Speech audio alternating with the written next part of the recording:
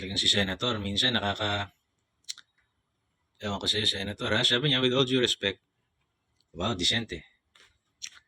And forgive my language, wow. Pero kinapon ng Korte Suprema, House of Representatives at Senado sa usapin ng mandato at eksklusibong kapangyarihan nito sa impeachment proceedings. Co-equal branch daw sila, hindi ito tama. Tama naman siya, pero mali yung pagkakagamit niya. Tama siya na co-equal branch lahat.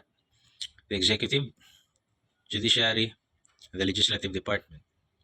Tama siya, co-equal branch naman lahat yun. Kaya lang may mga mandato sila alinsunod sa saligang batas. Kanya-kanyang mandato sila. They're considered co-equal branches. Pero hindi ibig sabihin magpapataasan kayo ng ihi na, co-equal branch nyo kami, hindi nyo kami pwede. Hindi naman ganun niya. It's not about that. It's about, ano ba mandato ng Supreme Court? Di ba mag-interpret ng batas? So kunwari may nakarating na reklamo sa kanila. Like in this case, yung impeachment. Tama ba yung impeachment na gagawin, na gustong gawin? Yun ang mandato nila Hindi sila nagdesisyon para makipagyabangan sa inyo na, co-equal tayo. Hindi. Sinabihan silang co-equal branch dahil meron silang mga equal na halaga para sa balanse, tamang balanse. So ano nga ba ulit yung function ng Supreme Court? To interpret laws. So ininterpret nila yung batas. At base sa interpretasyon na yun, mali at labag sa saligang batas yung gagawin na impeachment. Yung impeachment na yan, may exclusive jurisdiction ang Senado kung tama ang proseso. Let's say, sino lang ba ang pwedeng magdinig sa isang impeachment case? Senado lang.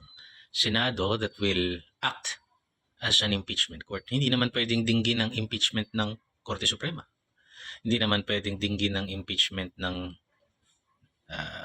NLRC o ng labor. Hindi pwede. Ang may jurisdiction lang, Senado. Kaso nga mali. Mali yung proseso ng impeachment. So, hindi kayo makakakuha ng jurisdiction. Should you decide, hindi, tuloy natin yan, brasuhin natin. Mali nga Walang bisa yung gagawin nyo kung ano mang gusto nyo gawin. Kasi nga mali. So, I have to disagree na kinapon ng Korte Suprema yung House of Representatives. Kasi wala naman siyang sinaklawan na kapangyarihan Di ba? Meron tayong term na in excess of jurisdiction. Grave abuse of discretion in excess of. Wala naman siyang ginawang ganun. Ginawa niya lang yung tama Ginawa niya lang yung mandato niya sa batas So ang kinapon niya, yung ambisyon ng mga kupal